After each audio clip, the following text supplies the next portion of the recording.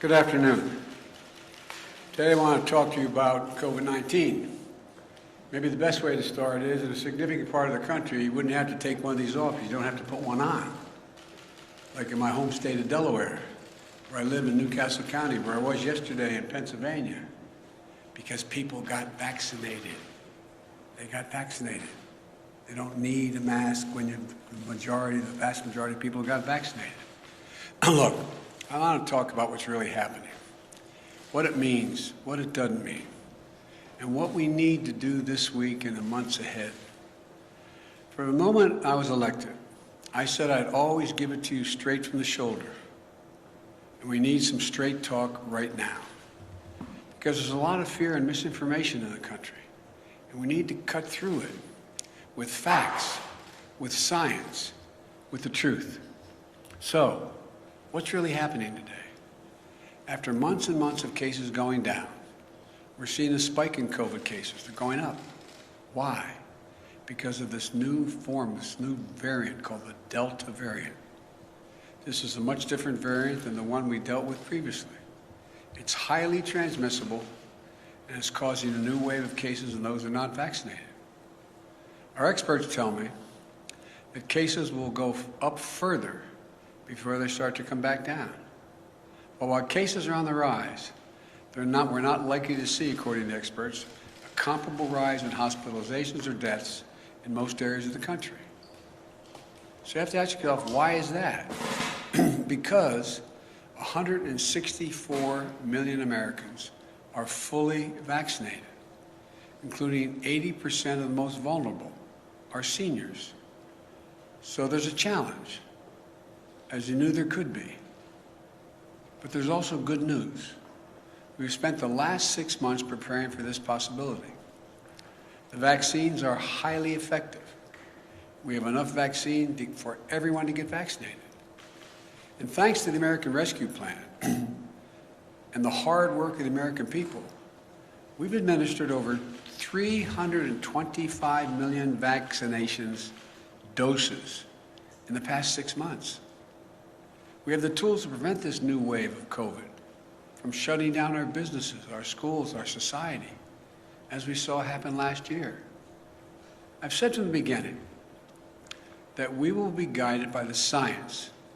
So here's what the science tells us. On Tuesday, the Center for Disease Control and Prevention, the CDC, announced its new mask recommendation in parts of the country where COVID cases are substantially higher, where people didn't get vaccinated, which they define as 50 new cases for every 100,000 people in a week. The CDC recommends you wear a mask when you're in public and indoors, like work or in a grocery store. That's true for both the vaccinated and the unvaccinated. Why? Because even if you've been fully vaccinated and protected from severe illness from COVID-19, you could have the Delta variant in your system and spread it to someone who isn't vaccinated. We need to wear a mask to protect each other and to stop the rapid spread of this virus as we work to get more people vaccinated. And I hope all Americans who live in areas with substantial or high case rates will follow the mask guidance that's being laid down by the CDC. I certainly will, and I have, because this is one of those areas in Washington. And at my decision, at my direction, all federal personnel and visitors to federal buildings will have to do the same thing. As I said from the beginning, a mask is not a political statement. It's about protecting yourself and protecting others. Masking is one defense against the spread of COVID-19. But make no mistake, vaccines are the best defense against you getting severely ill from COVID-19. The very best defense. And you want to know how we put this virus behind us? Well, I'll tell you how. We need to get more people vaccinated. Look, and it's important to understand what vaccines do and what they don't do. Put simply, the vaccines are designed to save lives and prevent severe illness. They're highly effective at both. 190 million Americans have had at least one shot.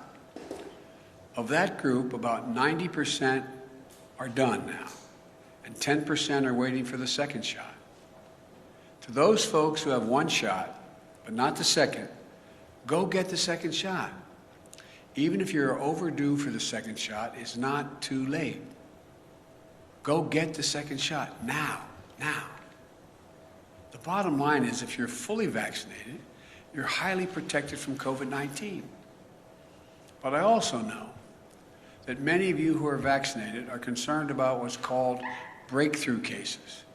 Yes, some fully vaccinated people will still test positive, and some will show some symptoms of COVID-19. That's expected with almost every vaccine there is for other diseases. But breakthrough cases remain rare, and almost all are mild cases. In fact, virtually all hospitalizations and deaths are among the unvaccinated. I also know many of you are wondering if you need a booster shot to add another layer of protection. As of now, my medical advisors say the answer is no. No American needs a booster now. But if the science tells us there's a need for boosters, then that's something we'll do. And we have purchased the supply, all the supply we need to be ready if that was called for. Folks, the truth is, as more people get vaccinated, we are better protected as a nation to continue reopening safely and responsibly. We are not fully out of the woods yet, because what is happening in America right now is a pandemic of the unvaccinated. Let me say that again. It's a pandemic of the unvaccinated. There are about 90 million Americans who are eligible to get the shot, but haven't gotten it yet. As I just mentioned, nearly all of the cases, hospitalizations, and deaths due to COVID-19 today are from unvaccinated people. Last month, a study showed that over 99% of COVID-19 deaths have been among the unvaccinated. 99%. This is an American tragedy. People are dying and will die who don't have to die. If you're out there unvaccinated, you don't have to die. Read the news. You'll see stories about unvaccinated patients in hospitals. As they're lying in bed, dying from COVID-19, they're asking, "Doc, can I get the vaccine?" And the doctors have to say, "Sorry, it's too late."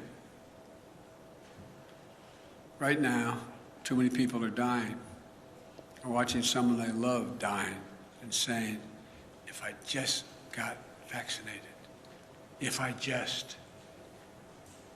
It's heartbreaking. And it's complicated even more because it's preventable. America's divided between the majority of eligible people who are vaccinated and those who are not. And I understand that many of you in the majority are frustrated with the consequences of the failure of the minority to get vaccinated. But I want you to know that I'm going to continue to do everything I can to encourage the unvaccinated to get vaccinated. That includes addressing hesitancy and misinformation head-on. For example, I know some of you who are unvaccinated think the development of a vaccine was rushed, therefore I'm not going to take a chance. As a result, I think it's not safe because it was rushed. I understand. But let me explain. Our top scientists, the National Institute of Health, the NIH, and across the country, got to work applying decades of research. Decades of research. I'm going to repeat that. Decades that had already been done, the research, to develop the COVID-19 vaccine when it hit. In the last 6 months, more than 325 million doses of the vaccine have been administered in the United States, and billions of doses administered around the world. The vaccine was developed and authorized under a Republican administration, and it's been distributed and administered under a Democratic administration. The vaccines are safe, highly effective, There's nothing political about them. Look at all the people who took a shot at it. We learned a lot of them had already been vaccinated. From the start, I have to compliment Republican Senate Minority Leader Mitch McConnell. He hadn't made it political. He's encouraged people to get vaccinated and continuing to do so, and his state's in pretty good shape. Alabama Republican Governor Kay Ivey recently spoke out to encourage vaccination, and even the commentators on facts who have been belittling this for a long time, some haven't, but many have, are arguing get vaccinated. Look, this is not about red states and blue states. It's literally about life and death. It's about life and death. That's what it's about. You know, and I know people talk about freedom, but I learned growing up in school and my parents, with freedom comes responsibility. Your decision to be unvaccinated impacts someone else. Unvaccinated people spread the virus. They get sick and fill up our hospitals. And that means if someone else has a heart attack or breaks a hip, there may not be a hospital bed for them. If you're unvaccinated, you put your doctor and nurses at risk. The same frontline essential workers who put their lives on the line over the past year and have gone through hell. Again, with freedom comes responsibility. So please, exercise responsible judgment. Get vaccinated for yourself, for the people you love, for your country. I'm being literal when I say this. As I travel the world almost every day, a foreign leader calls me, asking, can I provide his or her country more vaccines? There are people who are desperate for vaccines. I'm doing everything to answer those calls. We're sending millions of vaccines to people around the world. But folks, it's an American blessing that we have vaccines for each and every American. We've made it our first and top priority to have available vaccines for every eligible American, and that's never going to change as long as I'm here.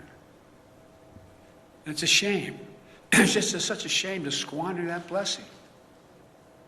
That's why after 6 months of extraordinary work and effort, today I'm laying out additional steps we should be taking to deliver these life-saving vaccines to more Americans. First, we're going to provide more incentives to encourage unvaccinated Americans to get vaccinated.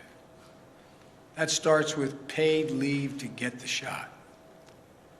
We're still hearing that people are unable to get time off from their employer to get vaccinated.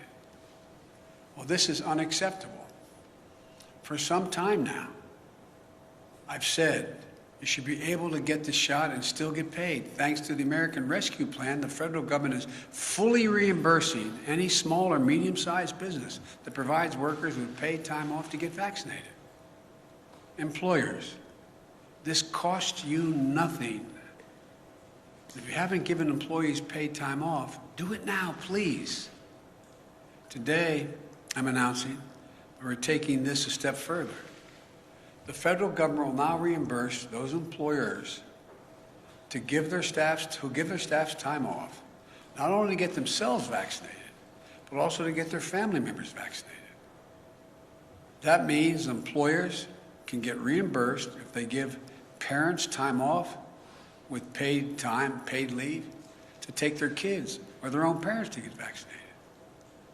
So I'm calling on all employees across the country to give paid time off to get the shot or to help a family member do so. I promise you it will cost you, the employer, nothing. You'll be reimbursed. Secondly, I'm announcing that we'll continue to work with states to encourage unvaccinated people to get vaccinated. In February, the grocery store chain Kroger's offered $100 to their associates if they would get vaccinated, and it worked. Vaccination rates moved up from 50% to 75% among their employees. States like New Mexico, Ohio, and Colorado are offering similar incentive programs that have helped increase vaccination rates. So today, I'm calling on all states and local governments to use funding they have received, including from the American Rescue Plan, to give $100 to anyone who gets fully vaccinated. I know the paying people to get vaccinated might sound unfair to folks who've gotten vaccinated already. But here's the deal. If incentives help us beat this virus, I believe we should use them. We all benefit if we can get more people vaccinated. But in addition to providing incentives to encourage vaccination, it's time to impose requirements on key groups to make sure they're vaccinated. Excuse me.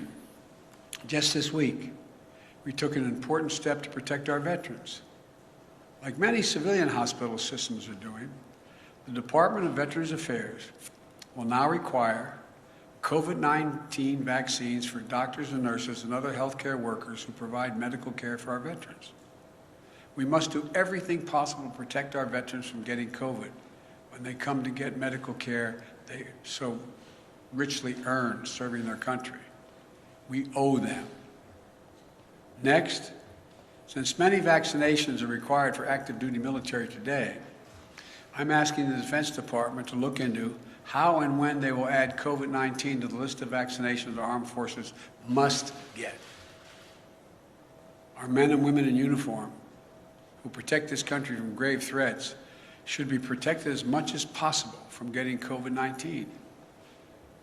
I think this is particularly important because our troops serve in places throughout the world, many where vaccination rates are low and disease is prevalent. Next, every federal government employee will be asked to attest to their vaccination status. Anyone who does not attest or is not vaccinated will be required to mask no matter where they work, test 1 or 2 times a week to see if they've acquired COVID, socially distance, and generally will not be allowed to travel for work. Likewise, today, I'm directing my administration to take steps to apply similar standards to all federal contractors. If you want to do business with the federal government, get your workers vaccinated. Look at the Chamber of Commerce, representing tens of thousands of American businesses, the National Association of Manufacturers, the Business Roundtable, which comprises of the largest and biggest corporations in America. They're all applauding the actions the federal government is taking and urge them to follow suit. I also commend the National Football League. It has announced that if there are outbreaks among unvaccinated players and personnel, then the team risks forfeiting games. I urge other sport leagues at every level to take every step they can.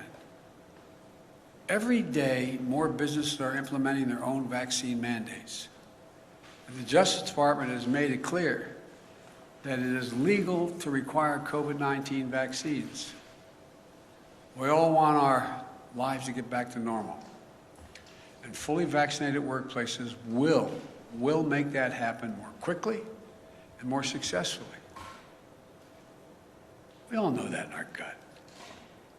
With incentives and mandates, we can make a huge difference and save a lot of lives. I also want to speak to families with children in school. We can and we must open schools this fall, full time. It's better for our children's mental and emotional well-being, and we can't afford another year out of the classroom. Every school should be open, and we're giving them the tools to be able to do so safely. Even in those areas where they have a higher vaccination, they have a higher rate of COVID. Through the American Rescue Plan, we provided schools billions of dollars to implement safety measures, better ventilation, social distancing, and other measures. In March, when vaccinations were scarce, I prioritized teachers and school workers by utilizing our federal pharmacy program. Almost 90% of educators and school staff are now vaccinated. Additionally, the CDC has provided clear guidance on how all schools can safely protect the kids and bring them back to the classroom.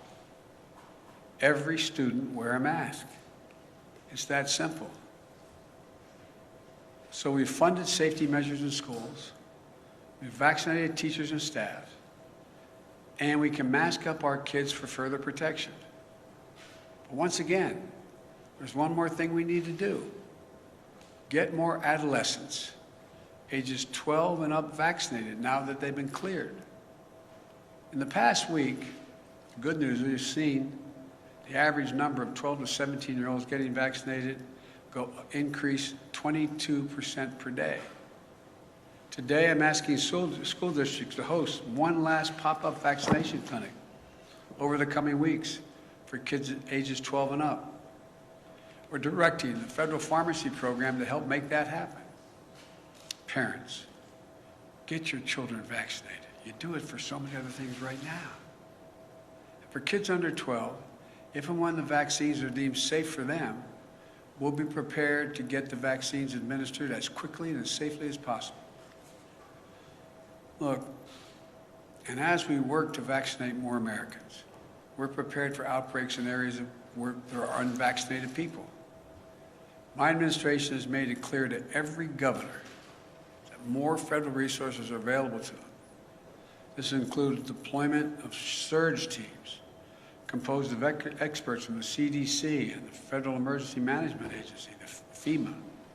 We're going to continue to provide states with more testing, treatments, protective equipment, personnel, mobile vaccination clinics to stem the surge of the virus among the unvaccinated. The pictures of hospitals in several states overloaded with patients is unnecessary, avoidable, and tragic. You know, we'll help any health system overloaded and unable to cope with a spike in cases. We're ready to do that. Let me close with this. If you're at home and vaccinated, but anxious, or even angry, or if you're at home and unvaccinated, unbothered, and unconvinced, let's step back and see where we are. Just remember how we've emerged from a dark winter into a hopeful spring and summer. But really remember just how dark that winter was. Over 3,600 Americans were dying each and every day. And now, even with the surge among the unvaccinated, we're down to that 300 Americans a day. Significant. Millions of people were out of work, out of homes, out of hope and going hungry. Remember those long lines? People in their automobiles waiting for a box of food to be put in their trunk? Experts and pundits said we couldn't get the vaccines. And even if we could get the vaccines, we couldn't get them in people's arms. We couldn't get them vaccinated. They predicted our economy would collapse. Remember how we stayed focused and how we went to work? In 6 months, we got 164 million Americans fully vaccinated.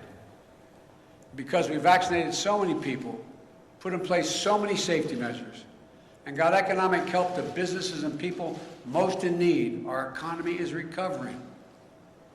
More than 3 million Americans are back to work since I was sworn in. A faster job growth than any previous administration, any. We're experiencing the fastest economic growth in nearly 4 decades, the best in the world as of now. In fact, today's GDP numbers show that in the first half of the year, our economy grew faster than any point in nearly 40 years. Our economy grew more in 6 months than most Wall Street forecasters expected for the entire year before we implemented our plan. And just yesterday, we announced a bipartisan infrastructure deal that's going to continue this momentum over the long term by making the most significant investment to rebuild America in nearly a century. But we still have to face many challenges. We still have a lot of work to do as we readjust to a post-pandemic economy. But we have the right plan. We're coming back. We just have to stay ahead of this virus. I know this is hard to hear. I know it's frustrating. I know it's exhausting to think we're still in this fight. And I know we hope this would be a simple, straightforward line without problems or new challenges. But that isn't real life. We're coming out of the worst public health crisis in 100 years, the worst economic crisis since the Great Depression. As I told you before, I carry a card in my pocket. I hope I have it with me. I carry a card in my pocket with the number of Americans dead from COVID-19. As of today, this morning, the total deaths in the United States were 609,441. Granted, the death rate per day is way down. It's down to 400 about. But that's more deaths than World War I, World War II, Vietnam, 9/11, Iraq, and Afghanistan wars combined. This is as tough as it gets. And we're Americans.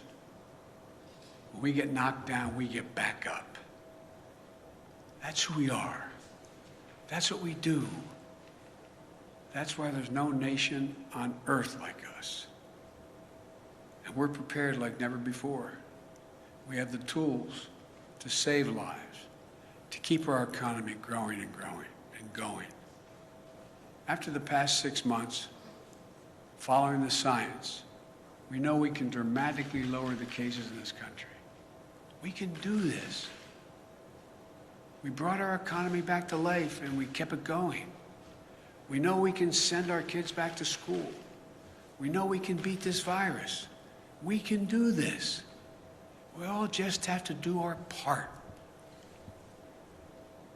My fellow Americans, this nation has never failed.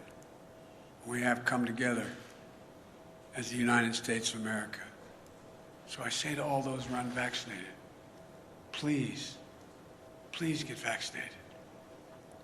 And to the rest of America, this is no time to be despondent or let our guard down. We just need to finish the job with science, with facts, with the truth. And together as Americans, we're going to be able to beat this. May God bless you all, and may God protect our troops. Thank you. Mr. President, why do vaccinated people still need to mask up? Mr. President. How long do you think it might be necessary to wear a mask, and at what point do you think people might have to have a booster shot? Thank you. I said in my talk, the booster shot is not needed now. It is possible that it will be needed later. I don't know. The science hasn't dictated that yet. And the first part of your question? How long do you think people might have to wear a mask again? Well, if you notice, a lot of places people don't have to wear masks. Let's get that straight. The places where people have gotten vaccinated, where we have a high vaccination rate, people do not have to wear masks at all. Like some of you were with me yesterday when I was up in Lehigh Valley. Didn't have to wear a mask there. Don't have to mask if you come home to Delaware with me. I know you love doing that. But you don't have to wear a mask. The places people are probably going to have to wear masks in those communities where the high rate of unvaccinated stays high and they don't move. They don't move to getting vaccinated. But I think you're going to find the patience of businesses and the patience of a lot of other people running thin. Because the fact is, if you had high vaccination rates, we wouldn't be in this spot right now. Yes, sir. Mr. President, will this set up an American workplace for federal workers and private sector that really is the vaccinated versus the unvaccinated? And is that a pressure you're trying to harness now? Well, no, I'm not. Look, what I'm trying to do is keep people safe. I mean that sincerely. So, if in fact you're unvaccinated, you present a problem to yourself, to your family, and to those with whom you work. Because as pointed out, I was asked the question about why would people who have already been vaccinated get it? Well, you got anywhere from 2 to 3% on average, the last study done, that can still get COVID. They don't get very sick. They don't get hospitalized. It's not serious, but they can catch it. And the concern is they may be able to pass it on. And so that's all being studied right now. But it's the important thing is, if people are vaccinated, the transmission rate drops through the floor. And that's all we're trying to do. Yes. Mr. President, thank you. Why not push for vaccine mandates in states, private companies, schools? Do you want to see those entities pass vaccine mandates? Well, I'd like to see them continue to move in that direction, and that's why I pointed out. I had asked the Justice Department to determine whether they're able to do that legally, and they can. Local communities can do that. Local businesses can do that. It's still a question whether the federal government can mandate the whole country. I don't know that yet. Mr. President, you said earlier this week that we are not headed back towards lockdowns, but if the science is evolving, how can you be so confident in that? We heard you say weeks ago that the virus was going on, but Dr. Fauci has also indicated that we are headed in the wrong direction. Well, you know, you're literally correct on everything you said, but it doesn't come to the conclusion you're implying. It is clear that if everybody's vaccinated, the existing vaccines work to prevent death, serious illness, hospitalization. Okay? If tomorrow I could wave a wand and every American was vaccinated, then in fact we'd be out of the woods. Now, can something else happen a year from now? Can there be a different virus? Can there be something? It's possible. But I'm talking about COVID and the existing variants that have come forward so far. So it's a simple proposition. If you're vaccinated, you find yourself in a situation where you are highly unlikely, even if you somehow get the virus, very small percentage do, that you are not going to be hospitalized, you're not going to be on a ventilator, you're not going to be sick, but you could be in a position to possibly spread it to someone who wasn't if you have it in you. Yes. Thank you so much, Mr. President. Thank you. I wanted to ask, why not require that the people show proof that they're vaccinated? And also, if you could just, with the 4 million, how much of an impact do you think this will have? Do you have a projection, sir? A projection on what? On how many people will get vaccinated by putting in this system? No, I'm not going to get in the business of projecting. Exactly how many people are likely. All I know is that we go through these periods, then we run up against a wall, then something happens where people realize, oh my Lord, this is really a problem, and they begin to see things. Look, the fact that a lot of your friends are now saying, get vaccinated, who were before were saying, it's not a problem, this is all a Democratic thing, with a small d and a capital D. I mean, there's a lot changing. People are becoming aware. The more aware they become, then we have these surges of people going out and getting vaccinated. And it just keeps building. I'm sorry, sir. What about what? What about requiring proof, sir? Well, there's two ways to do it. I think you're going to see some institutions doing that. Like you're going to fly abroad, you're going to have proof. You're not just going to be able to say, yeah, I got tested. You got to provide proof. My guess is if we don't start to make more progress, a lot of businesses and a lot of enterprises are going to require proof for you to be able to participate. Mr. President, back. And then I'm going to take off shortly here. What further actions are you going to take to encourage private businesses to follow this type of model to either require vaccines or require testing or other preventative procedures? I just did. I'm going to keep at it. I'm going to keep talking about it around the country. Are you going to reach out to private businesses, meet with them, try and actively encourage them to follow this model? Well, I have. That's why we have folks from the Chamber of Commerce to the manufacturers, et cetera. So, am I going to call a meeting of every, business in the country to come to Washington or go on? I have made the case repeatedly. I doubt whether there's a single solitary business that doesn't understand that I think it's smart for them to require testing, and if you can't demonstrate, you can't prove you've been vaccinated, you have to be tested.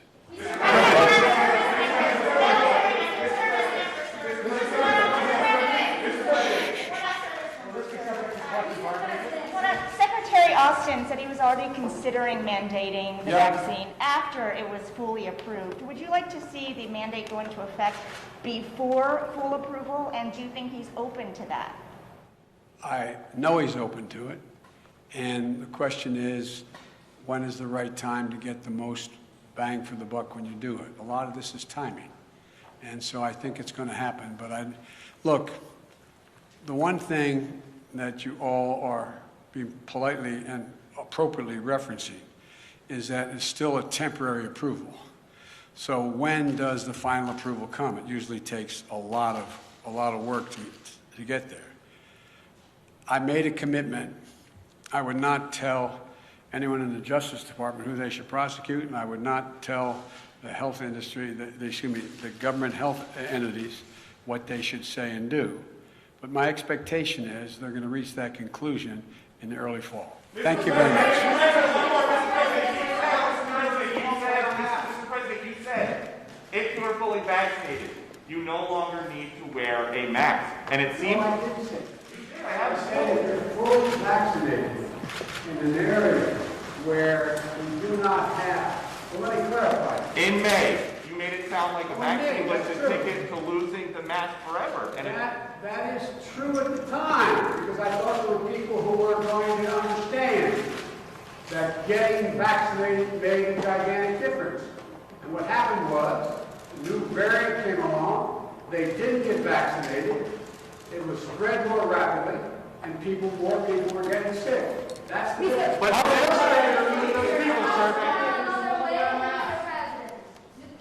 How is the First Lady, sir? We're going to find out in a minute. That's why I'm